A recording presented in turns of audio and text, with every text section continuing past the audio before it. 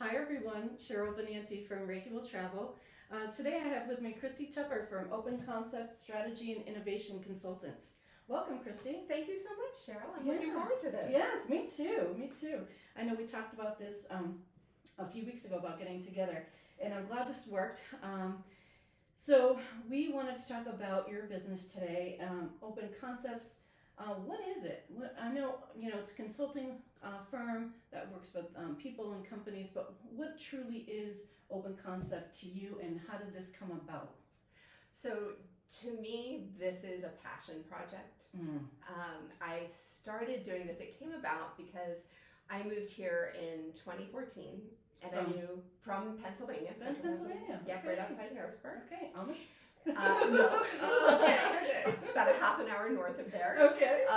But I came and I was looking to meet people, and I met Lorraine Sanborn, and Lorraine Sanborn knows everybody, and she founded Fresh Connections, and so she suggested that I come to Fresh Connections. Okay.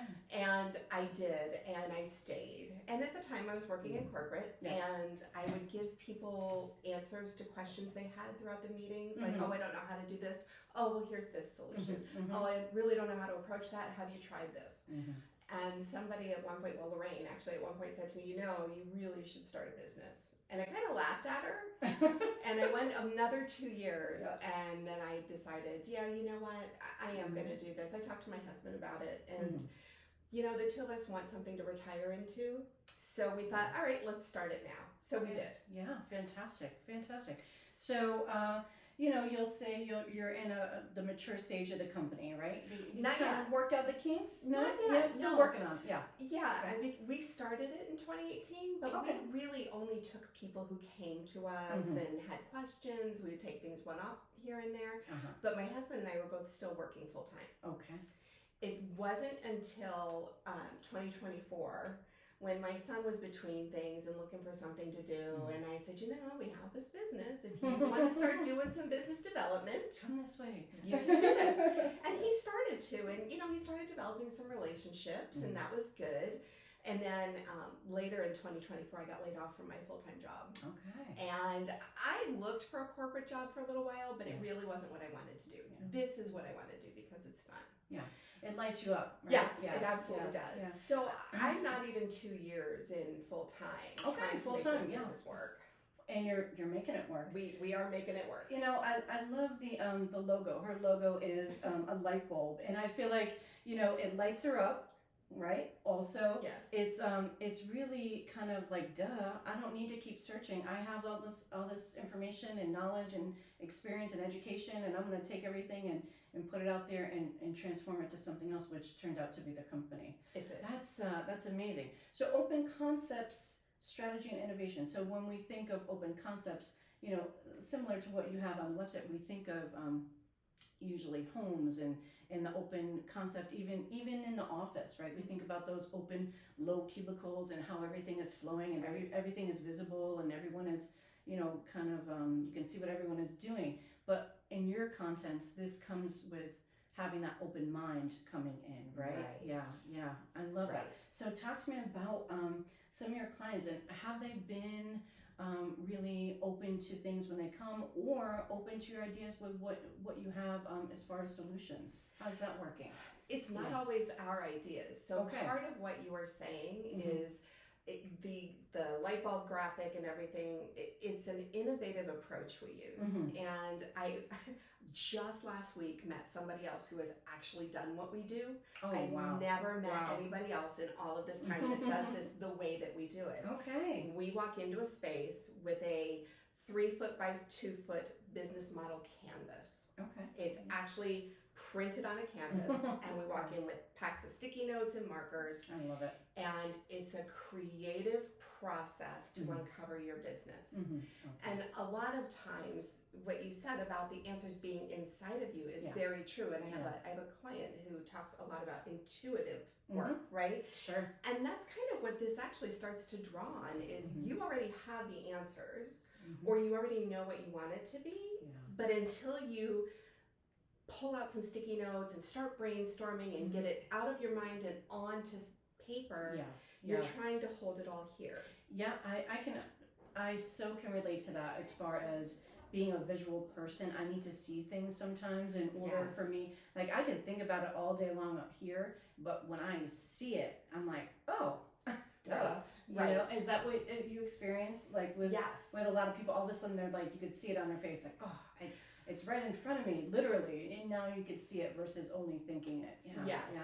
And a lot of times, as we're going through the Canvas exercise, my son and I actually are primarily working in the business together. My husband still has a full-time job. I call him in when I need him. But what we'll do when we're working through the Canvas with somebody is we'll point out things they haven't yet connected. Okay. Because we're fresh eyes. That's the only reason. We're fresh eyes, and we hear what they've said over here, and we hear what they said over here, and we can say, oh, you realize that that actually is a value proposition. And so you bridge the gap. Yes. Yeah. Sometimes it's the value proposition, but you wouldn't necessarily put those two things together without having that creative brainstorming process. Yeah. So you're pulling things out of people. I love it. We are, and we do. I mean, we do get to a documented business model and a documented business plan, but it all starts with a creative process. And do you have people coming to you that currently have business plans? They're like, sure. Did you see what I had? Did you see? But this isn't happening. Why? You know, are they struggling with that?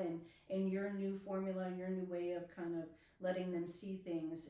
Do they you work on your business plan with you, or do they revise theirs, or is that something? How does that work? Yeah. So usually, what happens is somebody has created their own business plan. In a way that means they took a template off the internet and they started typing. Yes, that's easy. So you're filling in a template. There's obviously some amount of thought process that goes into that, but it's not the same creative exercise.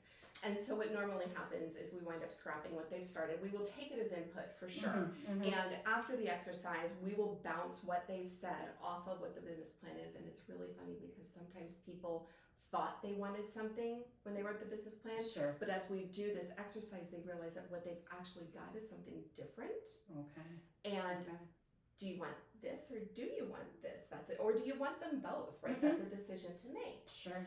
But it's a conscious decision. It's not just something where you're just flying by the seat of your pants and all of a sudden this presents itself and you go, oh, I want to do that, or I want to chase that revenue stream, or I want. So we do get to the documented versions, and a lot of times there are versions. Multiple.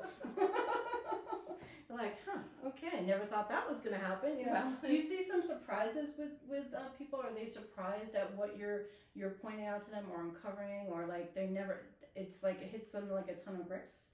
Yeah. Yeah, and I think mostly in the value proposition section, where people think that their value proposition is a skill that they have. Right? Like, I'm a CNA, a certified nursing associate. That's great. But what do you do as a CNA that makes you different from the next person? Oh, well, I usually take the extra time to sit by the bedside and learn about their family. Oh, that's a huge value proposition, especially depending on whatever you want to lift that skill and take it into as your own business. Oh, yeah. Right? Yeah. Because now we're talking about connection. We're talking about empathy. We're talking about understanding. We're talking about a lot of things that, I'm a CNA does not convey. Right. It's not covered. Right. Yeah. And they probably, these are things you're pointing out to them that they probably don't even realize is something that they're adding. They're just like, of course I do this because that's what I do. Right. Not thinking like, oh my gosh, no one else does that, or no one else does it to this extent. That I think that you really give people that recognition of added value that they just don't even see or overlook on a day-to-day basis. Yeah. Right, and I wish more people would take the time to understand what their skill set or their value set provides. I have one client who is an incredibly well-credentialed therapist, like just a ton of credentials, and I did the research for her business plan on her competitive analysis, and I had to come back and say to her, do you know that you are the only person in the state of Connecticut with your set of credentials? And she was like, really? I had no idea. That right there, that exclusivity drives a lot in a business model. Yeah. Oh, wow. So that being said, so you, your company, not necessarily brick and mortar. You go to people, to their business, to their home, wherever they are, wherever works out. Maybe Starbucks. Who knows? But really, you go to them. So that's even one of your added values. I would like to say, as far as what you bring as a service. I think that's incredible. So you don't have to worry about where is she? How long is it going to take me to get there? I don't have time for that, right? So those kind of negates all of those things, or all of those things that could set people back or hold people back from really exploring what they really are able to or looking forward to, right? Would you agree with that? Sure. Yeah. So energy, ease, flow, like we said, and that's kind of how you start. You start with kind of pulling all that creativity out, getting those things out there, and really letting them see that. I think that's a great exploration and a great way to start kind of that ease and project, and also building that trust, right? Because they're like, who's this girl? Yeah, she has all this experience, but who is Kristy really? Who's and can I trust what she says? And absolutely, given your experience, given your history, giving all the things that you've been a part of. In different leadership styles also, which I love. So tell us about that. I mean, people have to be vulnerable to do this process, especially if you're a solopreneur or an entrepreneur with a couple of employees, right? It takes a lot of self-exploration. Same thing with when we do a strengths discovery workshop, where it's all about what are your strengths, where do you overdo your strengths, and how do you use them to lead. Okay. And it requires a certain amount of vulnerability, so we have to be trustworthy. And hopefully we do come out that way, but we get a lot of really interesting things that people will tell us that they wouldn't necessarily tell somebody else. Yes, which is so important to have that that rapport, and again, you coming in, it's easy, it's that ease of flow and trust, and I think it flows right out of you. I think it's wonderful.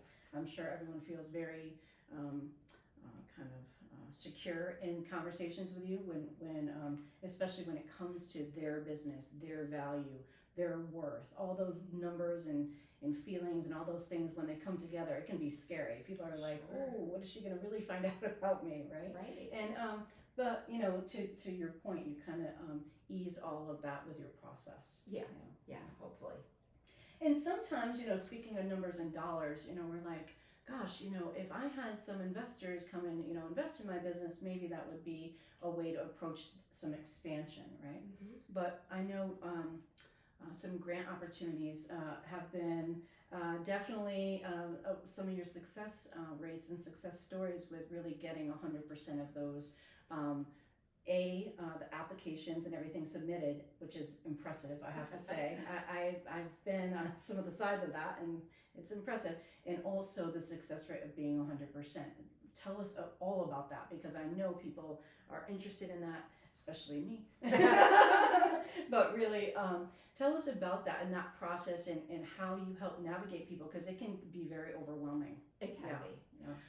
So yes, our success rate so far has been 100%, and we had one client, both of our clients that have gotten them recently got 100% of the amount they were asking for as well. Wow. One of them actually, as a result of getting that grant, in one of the grant meetings, met somebody that liked her better than the person they put in their grant proposal, changed it out, and now she's actually gotten $9,900 in business. Wow. In addition to the grant we got her. Holy cow. But it's, wow. I mean, it's amazing the That's connections impressive. you meet. And we kind of fell into this. One of our clients said to us, I want to apply for a grant. And we went, okay, we'll help you, because we're just nice people, right? And very patient. And we didn't intend to get into this kind of as a line of business, but if somebody needs something and they're working with us and they're paying us, I'll investigate it and see if I can help. And so we did. We investigated it, and as I read through the grant application, I realized that a lot of those sections on the application could be lifted almost word for word from a business plan.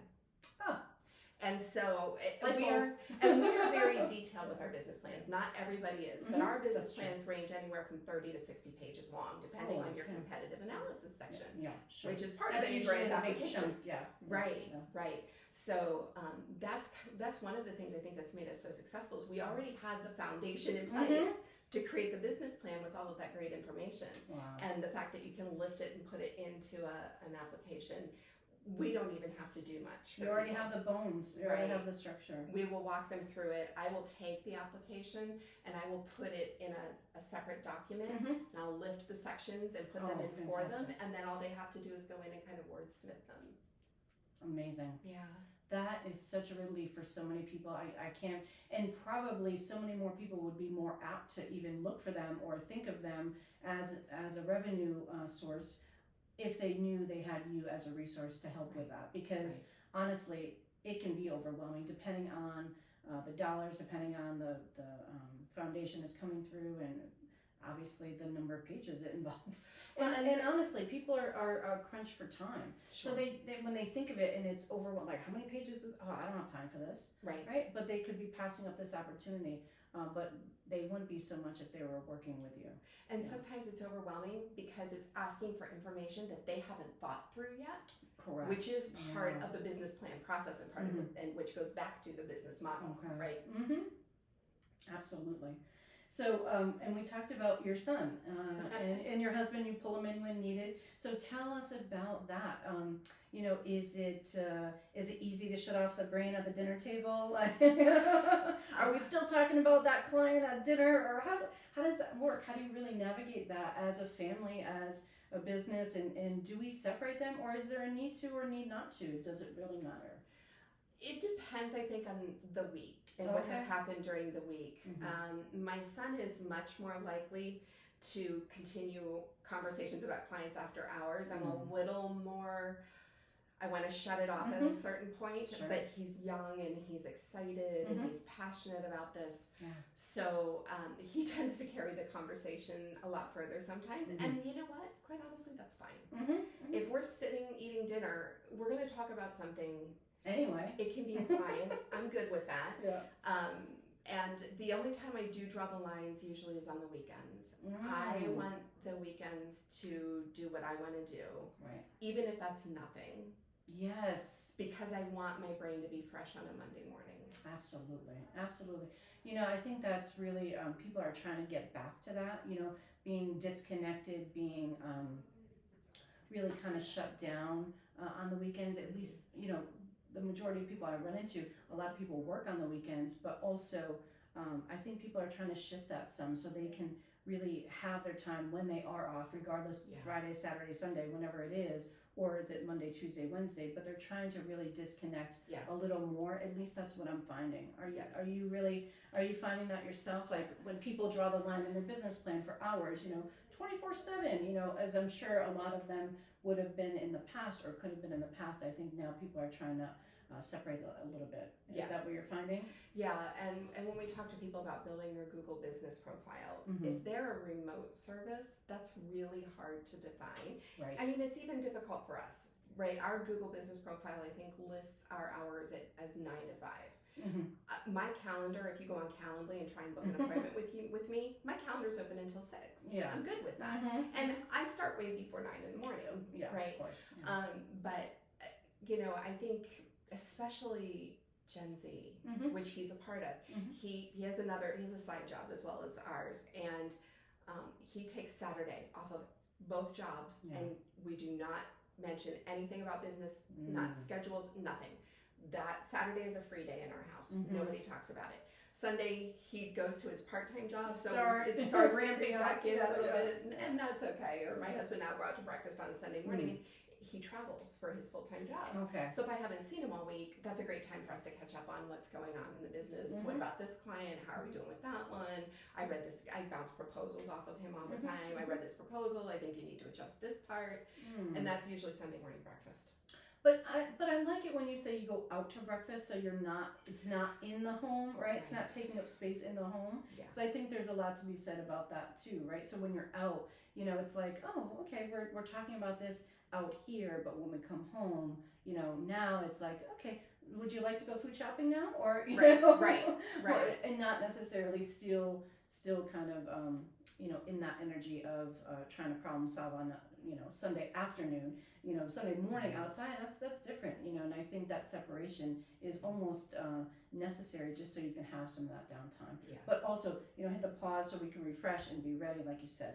We have ideas because we talked about it in the morning, but we still have that kind of open space where we're just like, okay, now it's our rest time, downtime, whatever. We're gonna get our stuff done, prepared for Monday, and Monday comes, and you're like, yesterday morning we talked about, and let's get to it, right? So I think that's that kind of pause and reset. Like I love that for you, and I love that for the business, and I love it for your clients too. I think we all need that. I think you're right.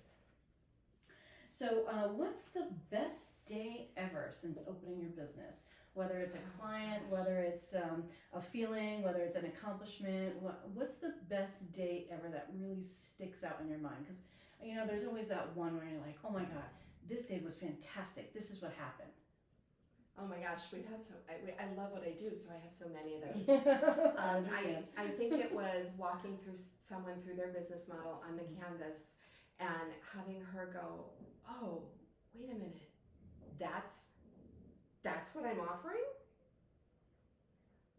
I'm looking at the sticky notes, and if I'm putting these 4 things together, it looks like that's what you're offering. Well, can I actually say that? Why wouldn't you? Sure. Right? So, yeah, I think that sticks out to me. It was in a Starbucks, ironically, in West Hartford, and she was looking at it, and she went, and when people go, and they have that light bulb moment, right? Okay, back to our logo. Correct. They have that aha moment. Anytime that happens, it's great for me. It happens sometimes in prioritization sessions too, where we do the same kind of tactic where we take a bunch of sticky notes and we write down all of the things we need to prioritize, and then we rank them by, how much benefit are you going to get out of it, and how much time is it going to take, and how much is it going to cost, and then we draw 3 lines through it, right? And so this down here is the stuff you want to do now, and this here is the stuff we're going to do short term, and this is the stuff we're going to do long term. And as things fall into that, you almost see a wave of relief come over people, like, oh, and some of it's because they know they're going to go get this done, and some of it's because they know this is a long term thing now, and they don't have to worry about it. Yeah, and it also again gives some, like someone telling them almost what needs to shift so the success can come, or the expansion can come, whatever it is. And it's not so overwhelming where they see it all on the same kind of line where everything is the same priority, right? Yeah. Everything is important. I think that's so important for people to recognize, okay, she's telling me this is what I need to do now. Okay, I can go and do that. When it's up to the single person, doing everything and thinking of all those things, it can really blur all together. So I think that clarity, and again, that visual is really added benefit. 100%. And I think one of the things that we always say is, one of them is just because you can doesn't mean you should, right? Yeah, it's the second time I heard that. Yes, I love that. That is true. That's very true. Yes. Yeah. Just because you should doesn't mean you can or should. Yeah. I love that. Okay. So best day now. What do you think the worst day? Worst thing, worst day, worst feeling. What do you think that was?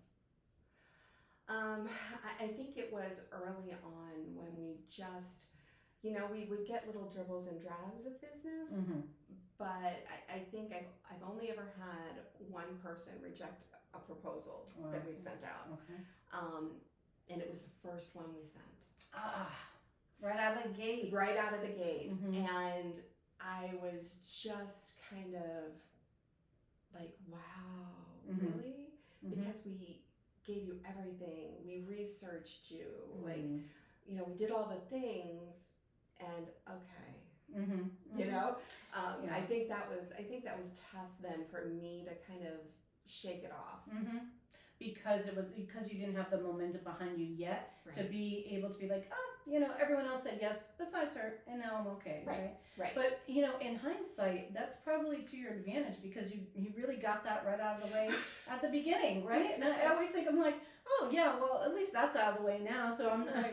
So if it happens again, I'm prepared, right? Hopefully it doesn't, but if it does, at least it's not like, again, another day of feeling like that, because it was the very first one. Right. You're used to that already, so now, oh, it's old hat. Oh yeah, whatever. That's okay. Right. So I think getting that out of the way the first time is really even an advantage, because Well, and I think we don't know any better yet. Right. Yeah. And it was so important to me because that was kind of my launch, right? Mhm. Like that's Yeah, how I thought it was going understood. to launch was with this, and Mhm. and we were not selected, and but I mean since then we've been selected for so many things, Oh, and yeah, now it's just yeah. like if they want to then great, and if not, whatever's best for them. Correct. Yeah, I love that.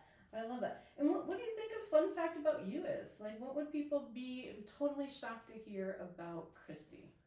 Probably that I'm a former amateur professional belly dancer. Whoa. Oh, Yeah. yes. Oh, do tell. And where was this? This is when I lived in Pennsylvania, when I lived in Camp Hill. Okay. Okay. And I was part of a dance troupe. And Whoa. I just recently reconnected with all of my dance sisters, which was kind of cool. And we were going to get together, but it fell through. Mhm. But that was just something I really enjoy doing. Wow, that's so empowering. It right? Yeah. really is, Yeah. because it was traditional Egyptian dance. Wow. And it's the mother that gets it from the grandmother and passes it to the daughter, who passes it to her daughter. All the lineage. All the lineage and all of the propriety that it has to be. It's not what you see in Bollywood, right? Mm-hmm. It's not you're dancing in some man's face shaking your chest. Right. It's if you're going to dance to a man, you need the woman's permission 1st. It's not a naked stomach. Yeah. It is you always have your stomach covered with mesh. Yeah. And so Wow. it was just a beautiful art, and I miss It is. It is I a beautiful miss it. art. Yeah. It's about.